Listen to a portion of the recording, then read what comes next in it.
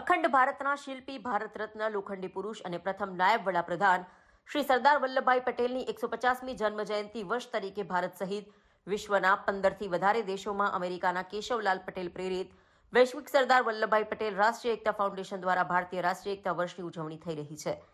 તે અંતર્ગત વૈશ્વિક સરદાર પટેલ પરિવાર અને ઉત્તર ગુજરાતના કન્વીનર મહેશચંદ્ર પી પટેલ દ્વારા શ્રી સરદાર પટેલ સાહેબના જીવન ચરિત્ર અંતર્ગત વક્તૃત્વ સ્પર્ધાનું આયોજન ત્રિભુવન વિદ્યાલય લણવા હાઈસ્કૂલ ખાતે કરવામાં આવ્યું હતું, જેમાં લણવા પ્રાથમિક કન્યા શાળાની 22 કુમારિકાઓએ ભાગ લીધો હતો.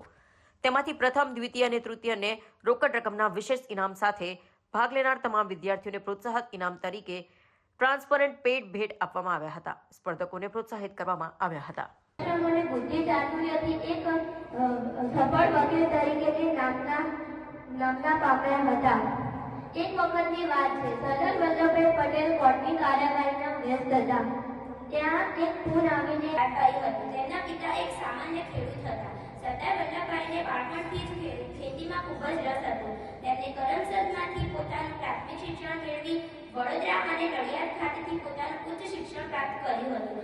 એક વખત તેમને કામખલબાઈ થઈ હતી, ત્યારે વૈદ્યરાજે આનો ઈલાજ જણાવતા કહેલું કે કામને ધબધબતા સળિયાનો રામદેવો